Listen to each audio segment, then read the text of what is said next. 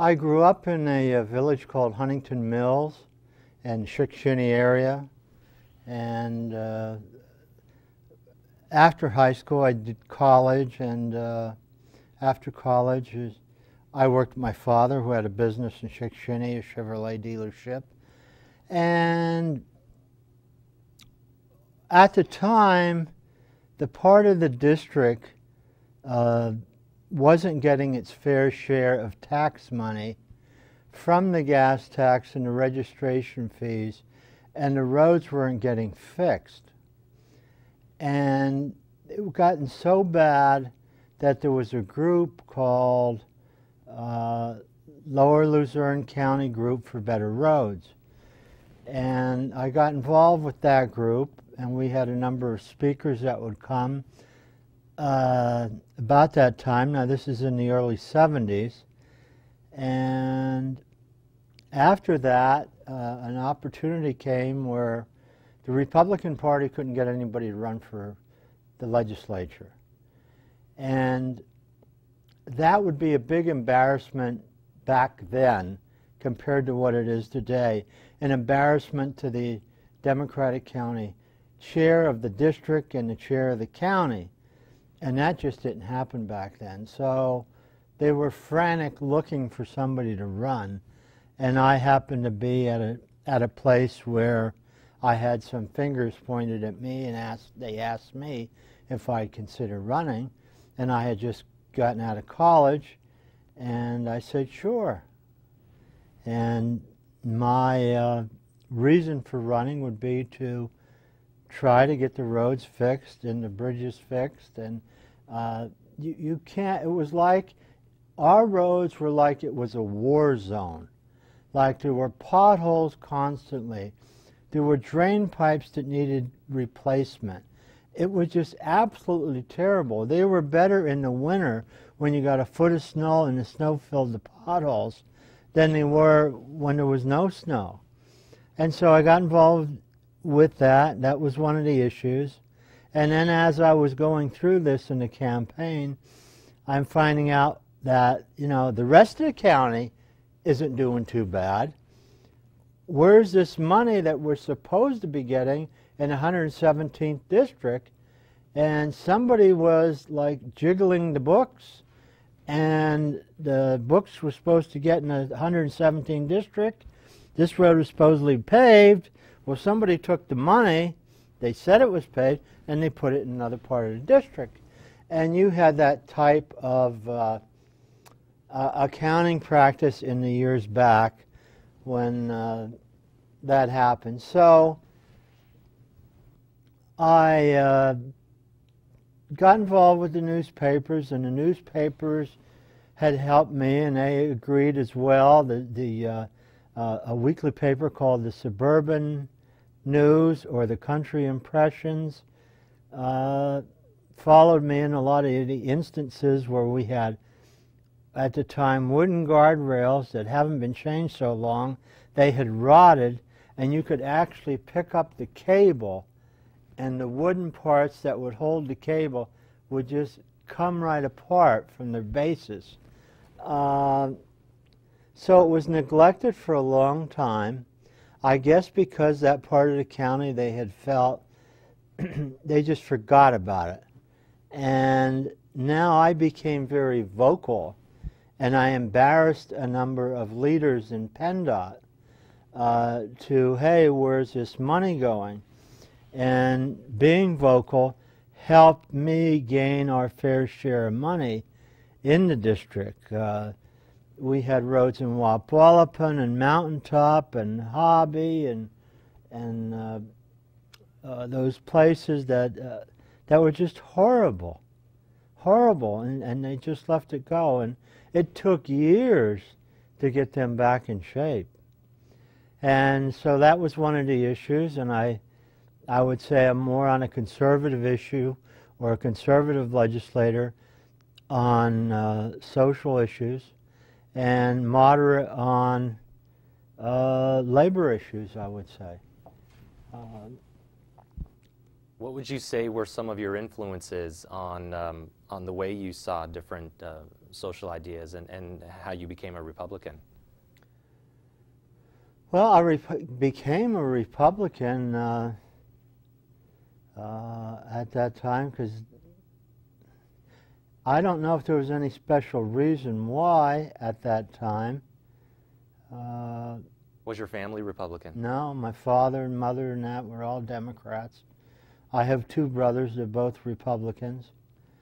And I think it was with the young Republicans at the time, they had a more active organization that met through the entire state. I remember going to a couple young Republican conventions out in Seven Springs and different areas where you met people from different parts of the state. All that is very educational to meet areas when you've just been in Luzerne County and you're not exposed to the other county and you're not exposed to other people. That becomes very knowledgeable in the future as I dealt with the legislature and the other legislators from other counties. How would you say your job at the time, you said that you worked with your father in the car business, is that right? Mm-hmm. Chevrolet business. Mm-hmm. Would you say that had a good background for when you went into politics? Yeah, that gave a good balance of business and common sense.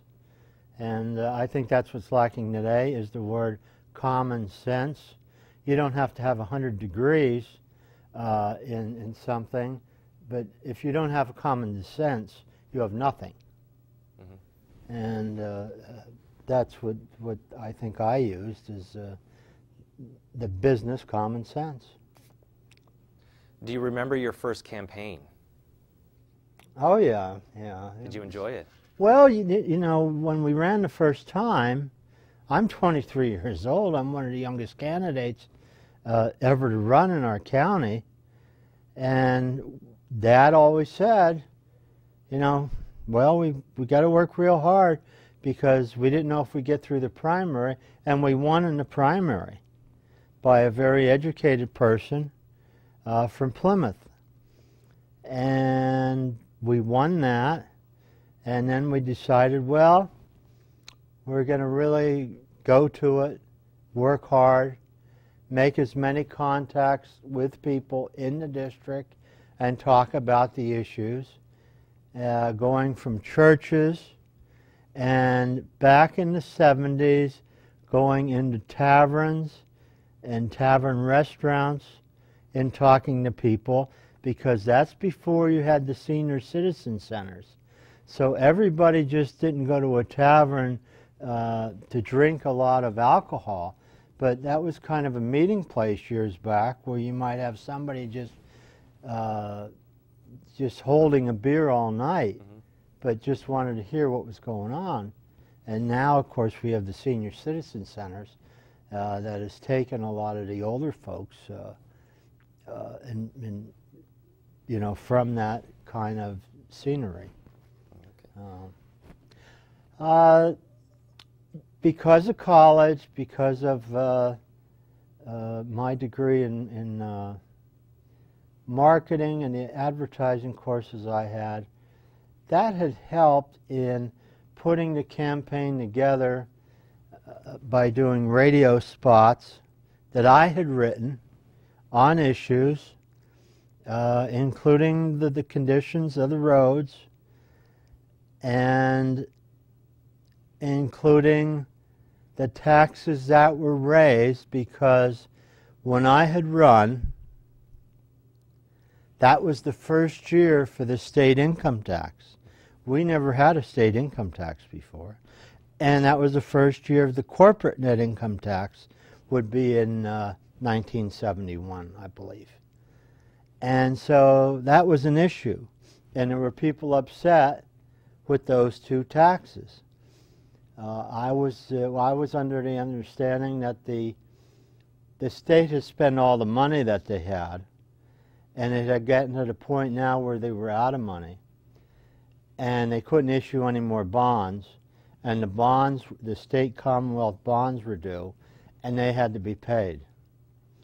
And Governor Shapp at the time had to initiate a tax to back the bonds and pay for the borrowing that was done in the past, which someday the United States is going to have to do when that ship comes in, because somebody's got to pay, you know, the tender for that borrowing that money. Right. So that was an issue. And then people were upset about that. People were upset about getting younger people, different people involved in the legislature. Now, back then I had said that if I became elected, I would have a district office. Now, in our county, nobody had a district office.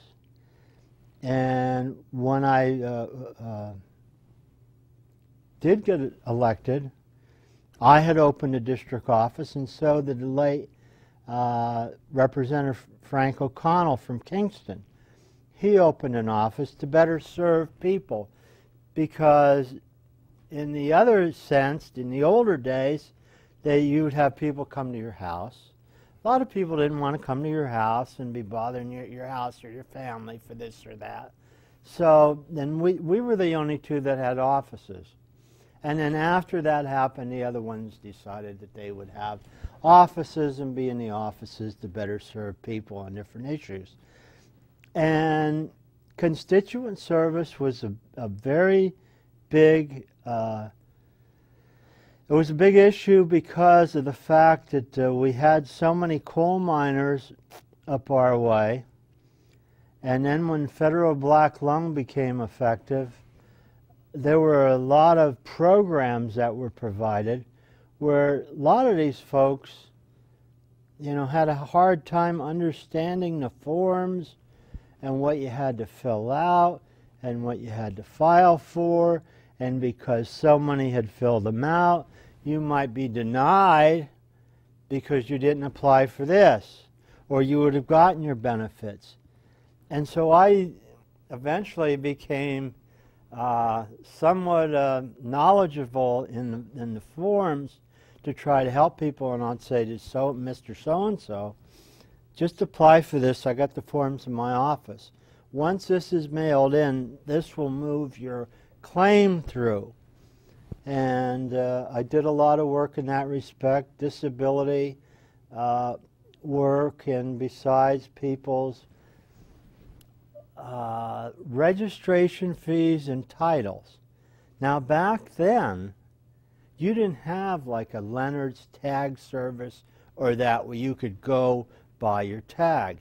You had the only place you could go was Harrisburg, unless I took it down for you. And this is crazy too, but I think the date was in March. Like something like March 1st or March 15th, everybody's license expired. Everybody's license expired in March every year.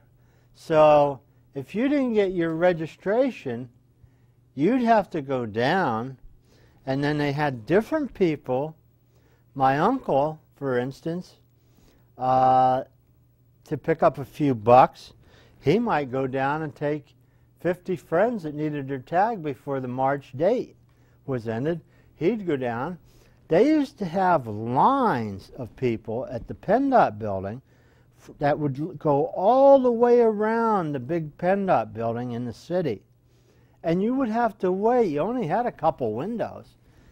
And wait and wait and wait forever to get your tag. And then, of course, we changed that, where when you bought the car, that's when your tag expired, and not everybody's in March.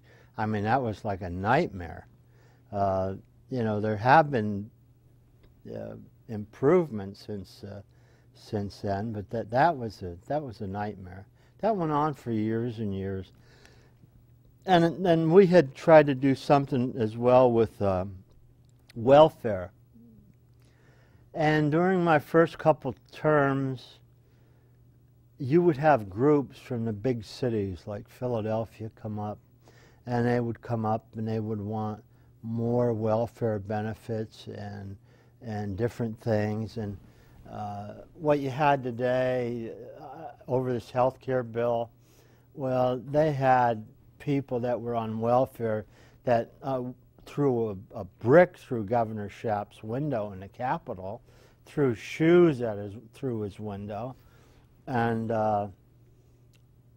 they kept coming, and Governor Shapp kept giving them more money, and then sooner or later somebody's got to pay, and so they had to raise the income tax again, another tenth of a point or up to that. Then a guy came along by the name of Dick Thornburg. Now I'm still in my in my 20s. Thornburg comes along. Those people, the busloads of people come up to the Capitol again, you know, demanding it. Thornburg says, we're not going to give you any more money. In fact, if you want your welfare benefit and there's nothing physically wrong with you, then you'll have to work for that welfare benefit, community service or whatever. And work, well, they weren't going to work. Well, he said, that's the way it is. And they would come up, and then they would come up, and they weren't getting anywhere. So they quit coming up. And his program went through, and you had a program where you, I remember in Chick-Shinny, they used to pick them up in the back of the pickup. They would clean the streets. They would paint the curbs. They would cut and keep it all trimmed up all around town where maybe some weeds were up or it needed cutting and you couldn't go in there with a saw or anything, so you had to be done by hand. And they did it. They were happy, and they got their checks in that respect. But they had to get out of bed in the morning, and they had to show up at 9 o'clock for work, and then the town would tell them how long they had to work. And that worked pretty good for a while. And then, of course, that disbanded when the governors changed. But that was an interesting way of doing that. But yeah, they did start from their basis. Everybody wasn't the best worker in the world, but they were doing something for their benefits.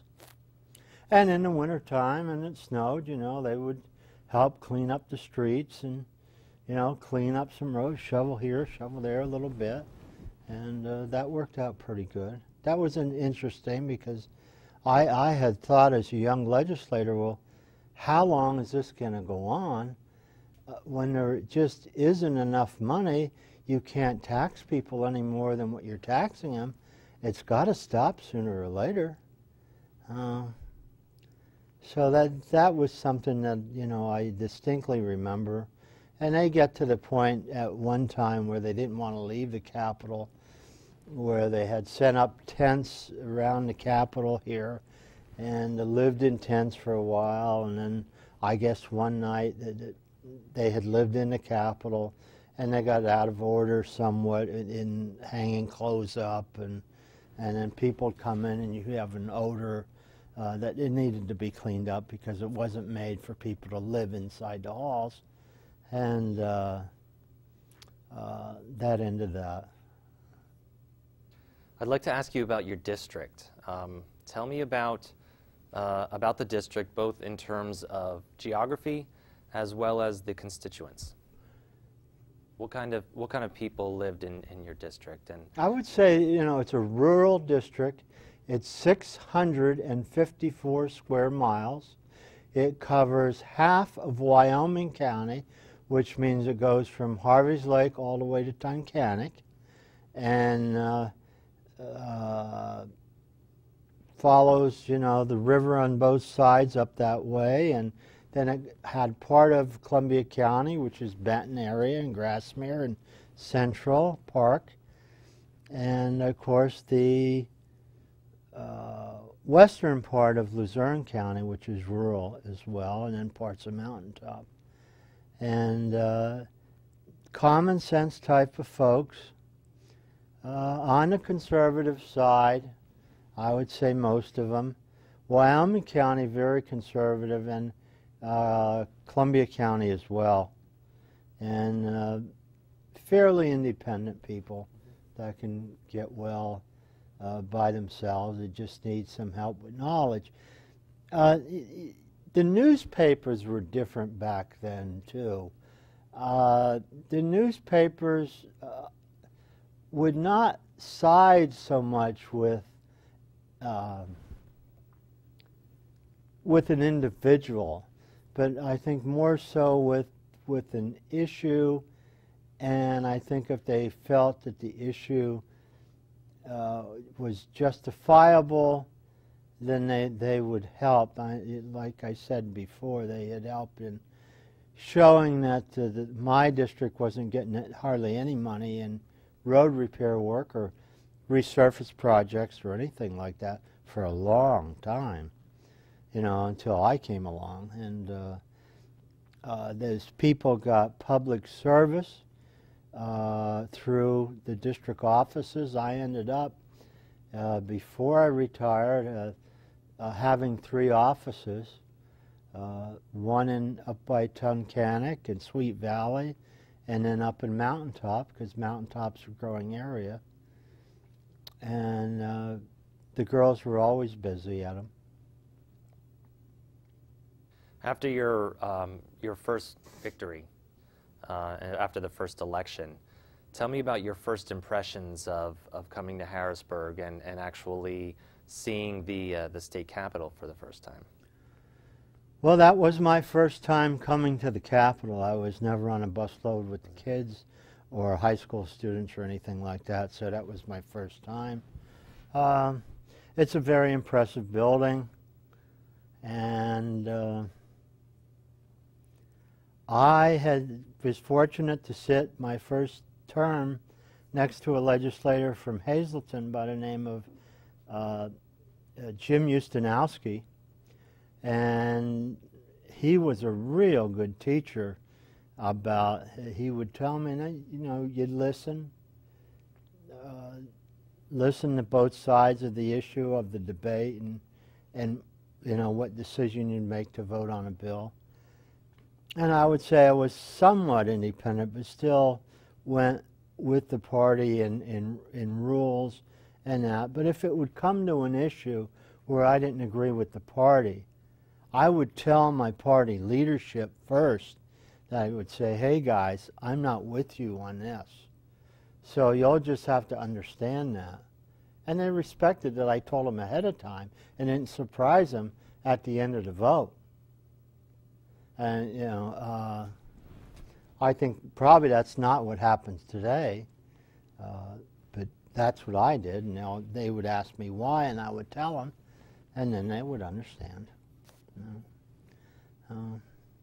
I had I was fortunate to have chair 3 committees at the time. I chaired the House Commerce Committee, which deals with banking, different commerce, business, and at the time in the Commerce Committee, we had 2 banks go bankrupt. And, you know, if you speak about now, they got bailed out. Well, we had a bank in the city of Reading that went bankrupt, Knobloch Bank. And we had another one in Philadelphia named the Marion Bank, and that went bankrupt. We never had that happen. Casey was the governor, and he was getting calls about, well, you know, people lost money. You might have a widow that had something like, you know, $60,000 or $70,000 in a bank account, and it's all gone. We looked through the books and the laws, and under that FDIC insurance, it didn't require all banks to carry FDIC insurance. So what had happened is Governor Casey had come up with a idea to pull some money over here and at least satisfy some of the people that lost money up to $100,000, and that was it. And the same thing in the Marion Bank. And I remember the Speaker of the House came to me and he said, George, see what you can do on this. He said, one of my best friends outside of Philly invested a CD of $250,000 in the Marion Bank. And I said, well, you know, why did they do that? He said, she just sold her house, wanted to invest it somewhere, and Marion Bank paid more interest on the CD than any of the other banks. Well, when it went bankrupt, you know, all we could do would help them up to $100,000, and that was it. And there was nothing else that could have been done. And that was through Governor Casey that we were fortunate to at least take care of those people. Now, after that, after the dust cleared on those two banks,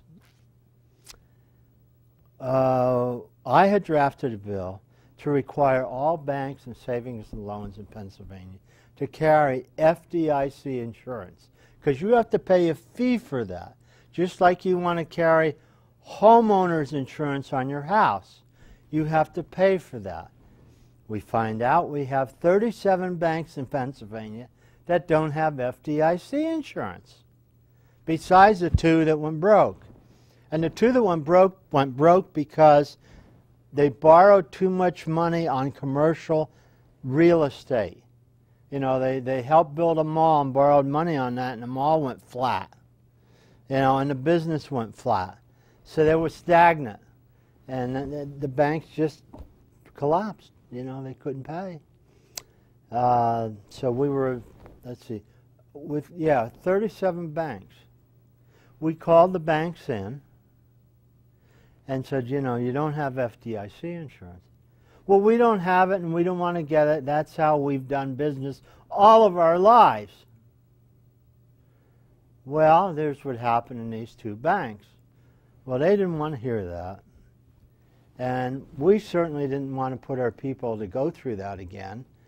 And I know through the late Senator Hall that we were able to get a bill through the Senate and then through the House, and Governor Casey signed it requiring all banks in Pennsylvania to carry FDIC insurance. I don't know how that is in the other states. I don't know. But I know Pennsylvania, they all have to have it. I was kind of shocked at that. I just thought every bank in the whole country would have that, and they don't. That's why they were paying a higher interest rate, because they were taking a risk to try to get their money back, and they didn't. They folded up. You know, banks folded up in the 30s. Banks folded up now. People lost money on their IRAs and on their investments.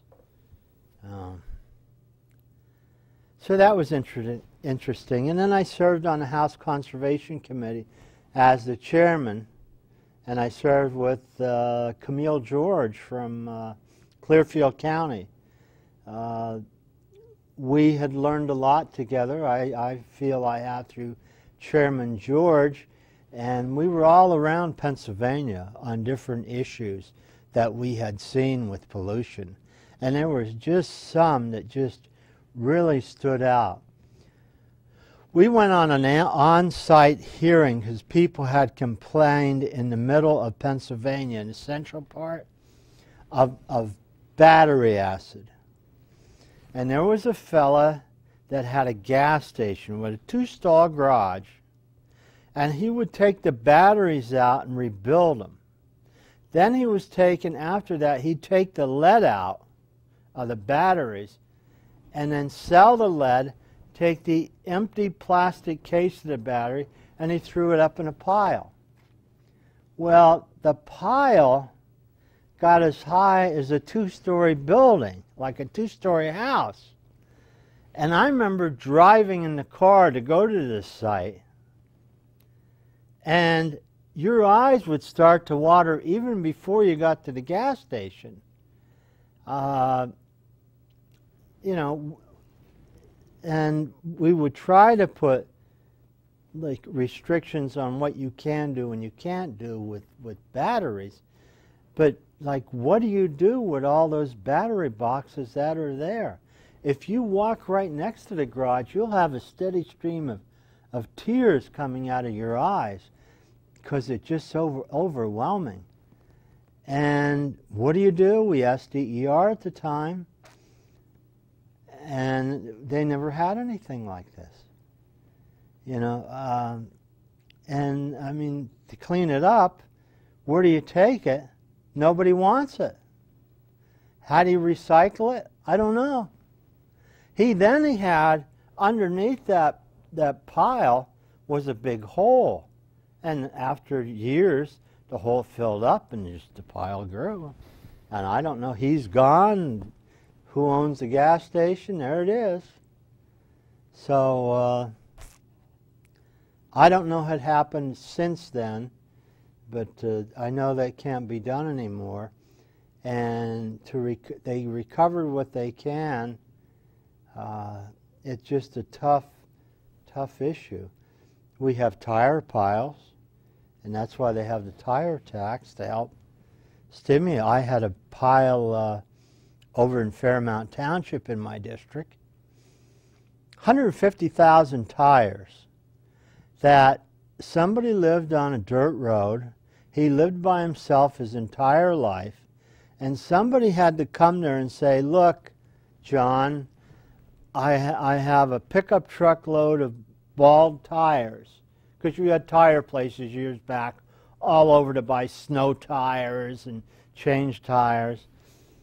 I'll give you, $10. Can I dump my tires here on your farm? Oh, he'd tell him, go down here in the gully and bury them. Well, John, the guy that lived there, well, he never worked, but he was able to buy a new pickup every so many years, and after a while, I guess this fella that sold tires told this other fella, and he dies. It's left to his sister. She's in a nursing home. There's these 150,000 tires. And there's a fella that wants to buy the land, and our county won't give title to the land until the pile's cleaned up. So I had worked with, Ridge was the governor, and Pat Solano was the senior consultant at the time to the governor. And we had been able to get money to remove, now 150,000 tires. That's a lot of tires. I went there with a newsman, and we started walking towards the pile to take some pictures of the pile. And I said to the camera guy, I said, you hear some noise? And you could hear a humming coming from that tire pile. And as we got closer, the humming got louder. What the hell is that? That humming. We got closer to take some pictures, and we got swamped by these mosquitoes. There was so many mosquitoes, they made a humming noise. This is now in the summer, a humming noise. So, not just getting, what they cause. We checked it for that mosquito that causes that bad fever. And we didn't find any of those there.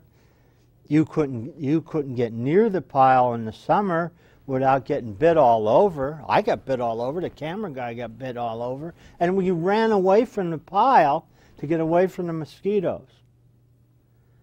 Didn't even bother to look for snakes because it's a habitat for snakes, But with the tire, if it rains, the tire always collects a little puddle of water, and it stands still water, and that's what mosquitoes like to breed and nest in. And it was in the woods, covered all by, because you got to remember, he was getting these tires for so long. You had adult trees that came up through. So in order to remove a number of the tires, not only removing them, you had to cut trees down to get to the tires to pick up. Then after we got 150,000 tires removed, we looked and it wasn't done. There was another 150,000 tires under that pile. There was a hole underneath the pile. So it's 300,000 tires. And it's a fire hazard. And I see where Representative Millard had that huge tire pile in Columbia County, Max Star's tire pile. They think there was 9 million tires there. I was at the site, and I know Senator Gordner was involved with Millard, and they were able to get that site cleaned up. And the other thing is, like with my tires, you have to find a place that somebody wants them. You know, you just don't make shoes out of so many, sandals out of so many of them. So we were fortunate at the time in Allentown to make cement. They had these large kilns, and they could burn tires in them to make the cement, how you make it. But tractor trailer loads of tires went out of there until we finally got it cleaned up. That was quite a challenge to get that done. So. And that was while you were on the Conservation Committee? Mm-hmm. Yes. Yeah, I've seen a lot of projects like that in Pennsylvania. You mentioned you were also on the Commerce Committee. Mm-hmm. There were a number of committees that you had served on: liquor control, state government. Did you have a favorite committee that you served on? Oh, conservation was very interesting. So was commerce at the time. But commerce never really got covered by the media because it wasn't, I guess, sexy enough for the media to want to cover it. And the two banks that went bankrupt, they didn't seem to make a big deal about or show a warning to the public that this had happened. And but yeah, they were both exciting to do. And then the Speaker had me chair the House Committee on Committees and the Committee on Seating. And whenever I go to the schools and explain what those two committees did, well, the Committee on Committees, when you have the legislature come in, you have to take 10 members of each of that group and assign them to the committees that they may want or may not want to make sure the committee slots are filled. And that's what Committee on Committees does. Then the Committee on Seating, you have to put the chart together. I worked with the chief clerk at the time, Ted Major, and we had to do this all before, Thanksgiving and the holidays, so that's all done by January. So when you push the green light, your green button, the green light on the board comes on. And usually delegations want to sit within that group, like Montgomery County, Allegheny County, Philadelphia County. So, we put that together as well. Did you enjoy committee work, meetings and public hearings and tours? Yeah, it was interesting. The tours are very educational. You never know what to expect, and you try to use your own judgment in that regard. It's been a real education. Over the years, you introduced a number of pieces of legislation. Were there some pieces that stood out as ones that you were most proud of? Well, from being on the Conservation Committee, I had written that amendment with Fred Taylor that established the wildlife license plate. And at the time, the Wildlife Conservation Fund in Pennsylvania had run out of money. They never really got any tax money, they got donations. And I had said, well, let's come up with a license plate that will sell. They can use on their cars to show their expression of the environment that they're for. And then we'll keep 15 of the $35 and use it towards projects. And we did. We raised, $1 million, $2 million, and it helped with a lot of projects. I think that the plate is allowed to be changed every 3 years, and I didn't see any changes on it or anything. I made that so it doesn't get stale, so you could change it and keep selling the plates. And of course, after that, everybody followed the exact words of my amendment, and they did it for everything else, from locomotives to sailboats, Niagara, and you know, the heart issue and drug issue, you know, drug awareness. Mm-hmm. So, yeah, because it raised money without initiating taxes. Good project. You mentioned earlier that when you would disagree with your party leadership, you had no hesitation to go to them and explain what your disagreement was about. Did you ever find any problems or frustrations when dealing with leadership in the House, or seniority even? Sometimes, yes, of course. You handle it the best way you can, and you know, usually after a while they would know how you're going to probably vote on the issue. And I would usually tell them, they would usually ask me, and sometimes I could and sometimes I couldn't, that's all. So most of the time the party was pretty conservative. So when it was a conservative way, that's probably the way I went most of the time. I noticed in doing some of the research prior to today that you had sponsored some bills related to motor vehicles, emissions inspection, antique vehicle codes, and so on. You've always had an interest in cars, and it translated into some of your legislation. You're still interested in cars, obviously. I'm a car guy. Yeah. I always have, probably always will be. I was raised in the car business, and you know, just a car guy. And as retired now, I do volunteer work at the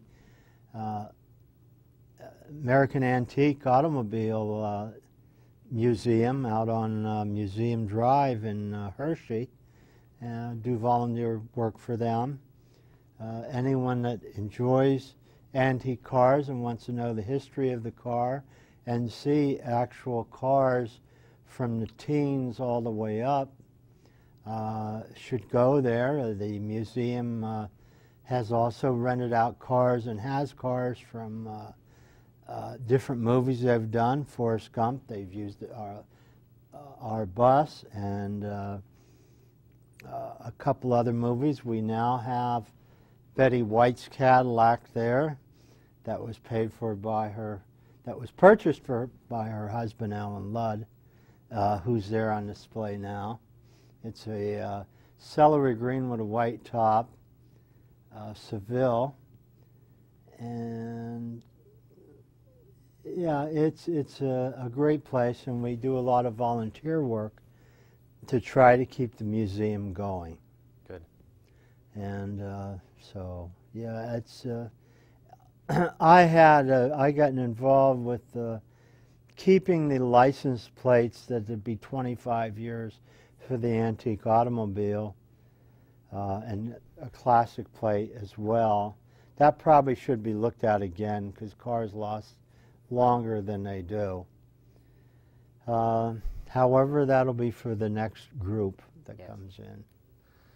Over the years, there have been a number of disagreements when it came time to trying to pass the state budget. Do you have any recollections of heated debates when it came time to start talking about the budget? Back in 1977, the budget didn't get passed until August 20th. Now, it got passed on the 20th. That was on a Saturday. when the budget didn't get passed, it's not like it was last time. Nobody, I repeat, nobody got paid. No prison worker, no anybody got a state employment check, didn't get it till the budget was paid. That was during Governor Schaap's day. Why it didn't get passed was politics and a tax issue on the income tax again. And you want to hear about an uproar of, people being behind.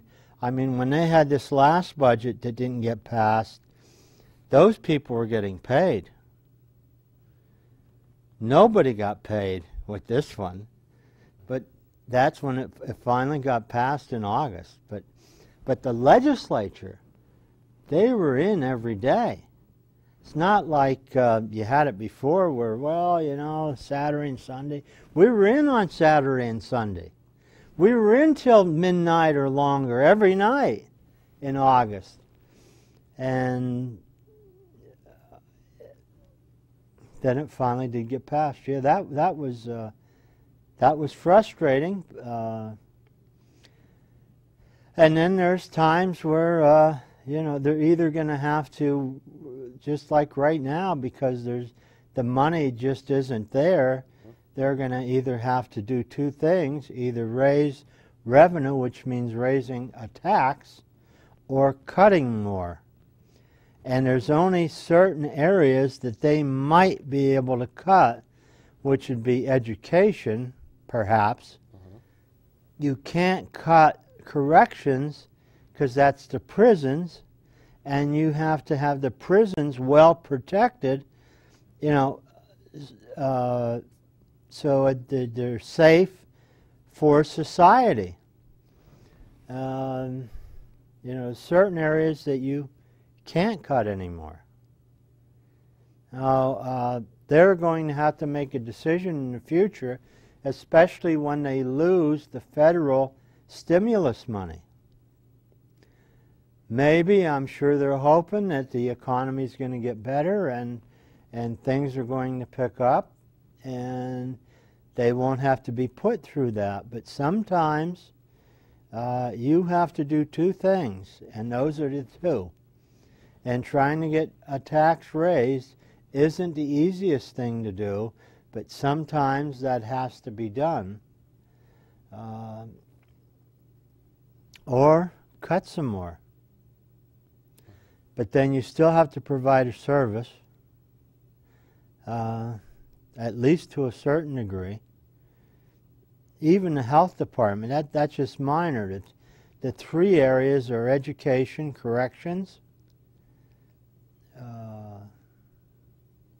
and the welfare program has gotten big. But a lot of that is because of nursing home folks that are been on welfare, or some haven't, and now they're in nursing homes and we have to provide care. You can't throw those people out the street, and the nursing home's not going to take them unless you provide, the funding for them. Because people just, they're not going to work for nothing today. Yeah. That's just like this health care bill. If you think it's free, nobody works for nothing today, So somebody's going to have to pay. Speaking of health issues, health issues were a big concern for you during your time in the House, and you helped lead an effort to save state health centers and also work to prohibit mandatory overtime for nurses.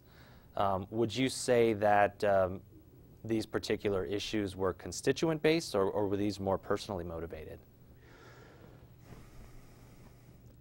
They were motivated by nurses, mainly, by my observation. Some constituents were concerned about, I had part of Columbia County, and some of that part you have the university there, and you have a lot of foreign students. You have a lot of tuberculosis You still do. You have tuberculosis carriers. Under Pennsylvania law, if you're a carrier of tuberculosis, the nurse is required to go to you, watch you take the pills, and then leave. Sometimes a nurse is there to watch you every day and bring the pills out to you because it's so contagious. Now, tuberculosis is an old disease, but in the old country, it's still there, and they don't prepare for that by taking the right, the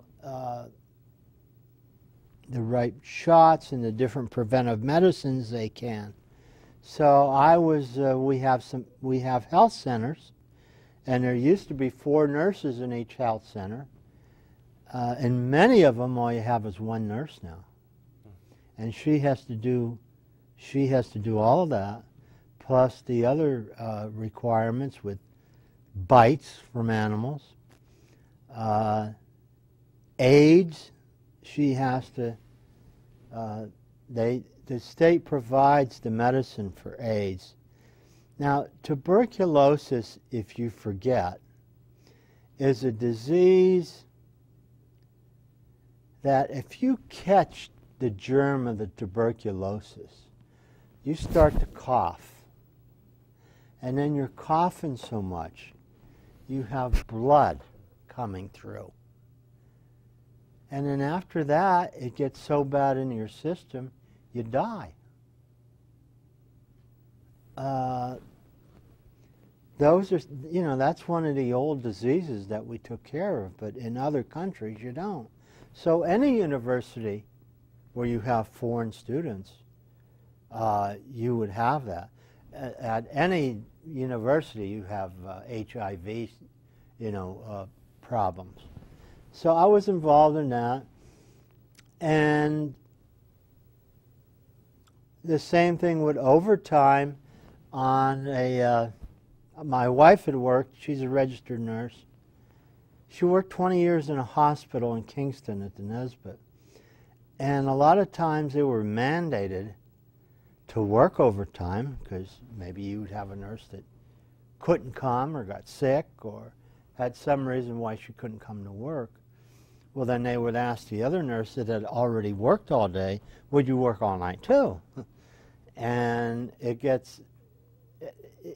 sometimes it takes you a week to catch up with that sleep. Because when you come home, you're not going to feel like sleeping. You're going to be groggy. You might take a nap. But it takes you a while to catch up with those hours. Now, let's say you go to work. You got to work all night Monday. You didn't know it. Then maybe the same thing happens Wednesday. Well, after doing that a few weeks, you get groggy. Many nurses that called me had fallen asleep at the wheel driving home. Some wrecked their cars, some hurt themselves because of that. And the most important part is the nurse in the hospital to watch over you, besides the doctor, but she's there more time than a doctor is. And you don't want her being tired or her falling asleep. And at one time we did have a shortage of nurses. I think that's coming about now. That's coming around now. But at one time you did have a shortage. And I mean, you can't abuse somebody like that. And then the patient is the one that's being abused because the nurse that's watching him has been exhausted. So a little personal, plus a lot of letters and emails from other nurses all across the Commonwealth. You helped with the establishment of the Department of Community and Economic Development, which was basically a grant source for many municipalities, organizations, nonprofit groups. Good organization in your eyes? Still continuing to be a good organization? Yeah, we had taken 2 departments at the time and merged them together so there'd only be the one Department of Community. We used to have a Department of Community Affairs, and then we had another department. We eliminated we combined the 2. And I think that's worked out well. I think it's helped. But as if you go through the years with what we've done to help business and industry, I think the best way we can help them now is by lowering the business taxes for business.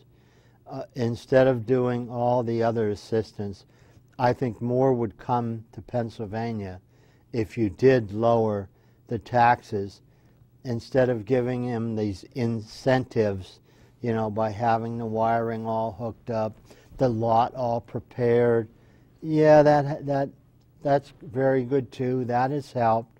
But I think lowering the tax, the corporate tax, just doing that by itself or eliminating it like other states have had, then business comes in on its own. That's why other states have the advantage. Yeah. So we try to do, we try to do what like Florida does, what New York State does, what some of the other states that have high business taxes. If you could lower them better, eliminate that corporate tax, business would come in probably on its own. Now, throughout the years, the House had seen many technological changes, from the stacks of bills that were on your desk to now they all have laptops that you can easily access the bills. There are cameras everywhere. The live feed, PCN is on cable now that anyone at home can have access to it. Since you had started so early and then went through all of these changes, was it difficult to adapt? And do you think that a lot of these technological changes were good for the House? I was here when we didn't have the Sunshine Law. Mm-hmm. I was here when they had the closed door meetings and the smoke-filled meetings and you couldn't get in. Well, I sat in those meetings, and like a committee meeting, they were closed. Mm-hmm. And then the chairman would come out and say, well, this is the vote on the bill, and so many voted yes and no voted no. And then they'd have a tally of who voted for what. Mm-hmm. The purpose of having that door closed from the press was you'd have a lot of members that would ask questions that might be embarrassing if you did it in public. And this one would ask a question, and this other guy would probably say, I never thought of that, and I have this question now. Well, you'd probably look foolish if you had the media there. They'd be afraid to ask them. So you did get a lot of things accomplished, and then the chairman would say, well, that's a good point, Harry. Mm-hmm. We'll get an amendment for that, and we'll change that now, and then it would be a better bill. Right. Well, when the Sunshine Act got repealed, the Harrys and the Joes and that, they didn't ask any more questions. Mm. They just sat there, kept their mouth shut, because they didn't want to get embarrassed. Right. And so the doors were open, and then after a while, the media stopped coming anyway. Yeah. As far as having the TV cameras in the hall of the House, I think on certain instances it's all right, but I think on general work that has to be done, it tends to bring out those legislators that are running for higher office, that want to get free TV time, that might be running for governor, might be running for senator, might be running for auditor general, or running for county commissioner back home or something. We're all going to stand up, and then the rest of us have to sit there and listen to them squawk over nothing, because it's like a campaign speech that they're hoping people back in their district are seeing. So that slows the whole process right down. And we call them the movie stars on the House floor. The movie stars are up. And yeah, I think that should probably be done more limited, but it's been an education to the public to see that. Maybe the speaker should have a little more authority when to and when not to do that. I think that would be good. For all intentions, the Sunshine Act, I think, was good to let some sunshine in, but then I think those that want to have like a closed meeting on a local level, if it's a township meeting or a borough meeting, I know they have executive session, but they should, I think, have a little more authority to be, or discretion to hold that when they want to, so you don't embarrass someone or scar someone's reputation, because what could be said in that meeting they don't want to say in public. Speaking of the media, how was your relationship with the media, both here in Harrisburg and in your district? Most of it was very well, very good. Was it? Of course, I had, you go through this, but I had a couple of newspapers that got on the left side, and pretty much still are. And it'll get to a point where they don't print your letters to the editor anymore. And I was the only Republican from our county for a long time, and you could send letters to the editor, they wouldn't print them. And that's just something that I had to accept and work through. I'd like to talk about some of the personal relationships that you've had throughout your years in the House. Starting with when you first arrived, was there one in particular, a member, I mean, that you saw as a mentor when you started? Well, Jimmy Ustinowski from Hazleton was a great guy, kind of a great mentor. He was only in, after I got in, he was only in for like 3 or 4 more years. And then Frank O'Connell was there. Frank O'Connell was like my mentor or the godfather for me in learning the procedure of the legislature. Frank was a real smart guy. You know, from the House he went to the Senate. He was in the House leadership, and he was from our county and a great guy from there. Do you remember who you shared an office with when you started? When I first started, we shared an office with, now today, everybody gets their own office, you know, I'm the representative. But back then, I had 7 other members I shared the office with. They put us in a little hole in the basement of the Capitol. There were 7 other House members there. Our desks were just crunched together. And then we had to share long distance lines. Like we had to share them with 2 other guys. So if they're calling back in their district, I had to wait till the one got off the line. Hopefully the 3rd guy's not there, so I can start calling my constituents. Then we had to share 2 secretaries. No, we each shared, for 3 guys we shared, now that would be 4 guys we shared a secretary. Today you couldn't do that because the public there's no patience. The public is very inquisitive and they want an answer like today, not tomorrow, today. And so that would be, it would be different. You couldn't do that today. And I think that out of respect to the office that I think each member should have their own office and their own secretary for the sake of the people that they represent. Sure. And every time I hear that, oh, we want to reduce the size of the legislature, they're only hurting themselves. There aren't that many to begin with. I shared 3 counties.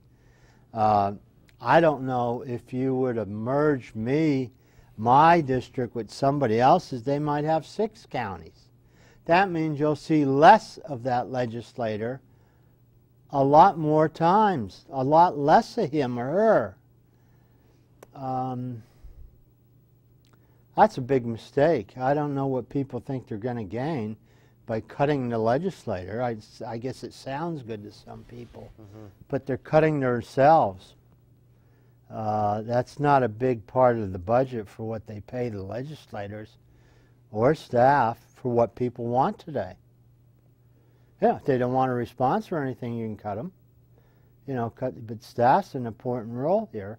If the people want it done right, and it's not easy. It's not an easy job. It's not easy to get things right in the government. You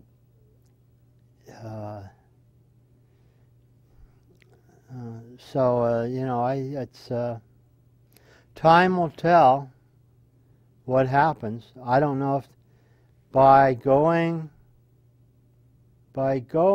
public like it did, has it made it better? Maybe it has, maybe it hasn't. It's been an educational course, but educating the public about the legislature, yeah. There should be more people listening and listening to how it understands than already having the answer, because the answer isn't that easy. How was the camaraderie among the members, specifically outside of the House? I'd say it was very good. You had mentioned that we all used to, all the Republicans at one time in the 70s all stayed at the Quality Inn over in Somerdale Junction. And there was a restaurant next door, and everybody would kind of localized after it was all over. So it was good to the point where everybody talked about bills, and everybody talked about ideas about the bills that they had to vote the next day. All the Democrats stayed at what they called the Penn Harris for a long time, which is now Strawberry Square. And then, of course, that changed, and now I think a lot of members have apartments instead of motels, and some even have homes. But that has changed, and I think that's not good. I think they need to be amongst each other after session, to know about the other person, about the other person's district. And the only way you can do that is by a little bit of socializing, which was done a lot in the past. Do you have any fond memories, specific stories or anecdotes that come to mind when someone asks about your tenure in the House? Just to the fact that I was very fortunate to be elected when I was 23 years old. I was fortunate to be, elected for 17 terms and served 34 years. That's over half my physical life.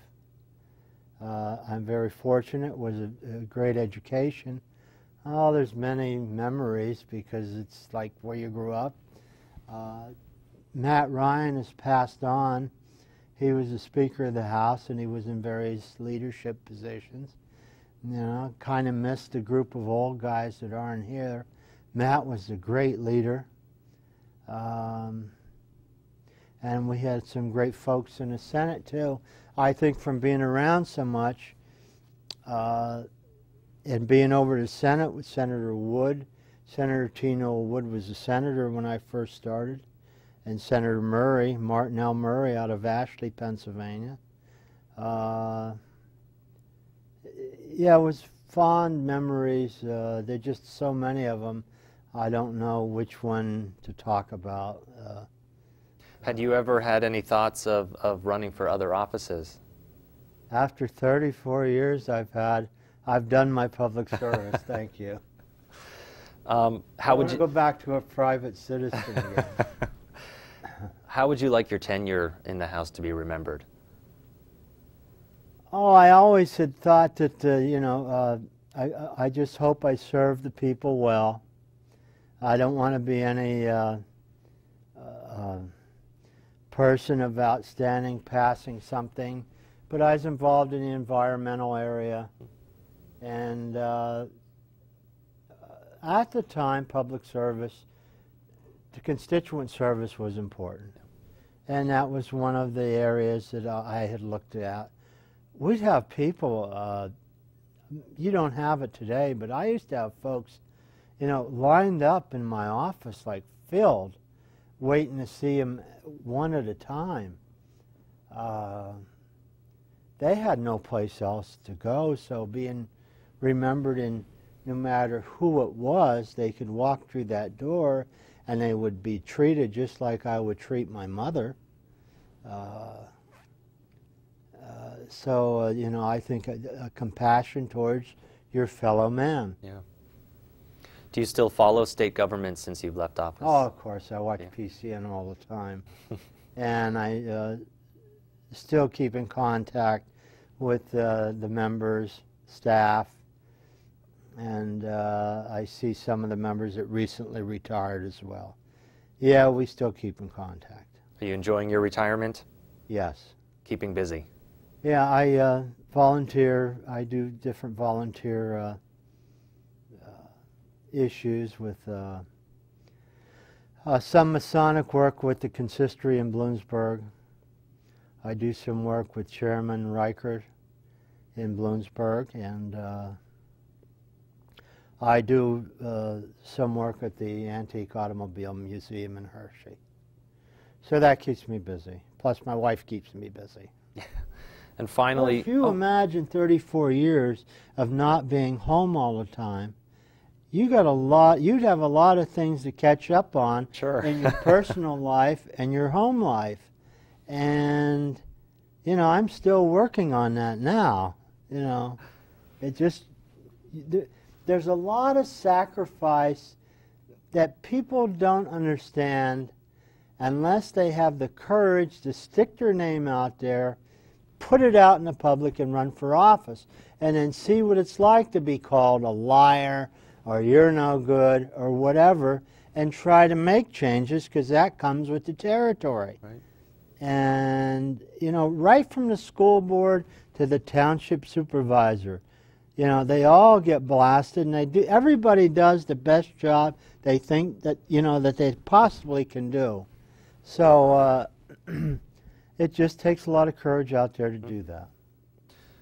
Finally, any advice for someone who's interested in a career in public service? Well, I think anybody that's young, I think, should get involved. If you don't like what's going on in your township with something, get involved. Go to some fundraisers that, you know, this candidate has or that candidate has, whatever party, and get involved and see what the process is about. It's your government. It's your candidates. It's your call. If you don't get involved, you got nobody else to blame except yourself. So, because this is the kind of government we live in. If you don't like it, run for office, get elected, make the changes that you think are best for your community. And there's no excuse. But if you want to see changes in your school, you know, get involved. Education, it's fun. You meet some interesting people. You'll make friendships that'll last for life. So I say get involved in the political process. Everybody got involved in the political process in the 70s because you had so much patronage. At one time, the post office was all federal patronage. The postmaster was appointed. The carriers were appointed. You know, state police were appointed at one time. So you had more of the, that's the way it was in the olden days with the people. It's not that today, but it's still a lot to get involved with, and I really think you should think about it and do it. It's a whole nother life out there that's a real education that you're gonna miss through your life. So get involved. Great. Well, George Hasay, I want to thank you very much for giving us some of the information that you've learned along the way. You're very welcome. It's been a pleasure. Great. Thank you. Thank you.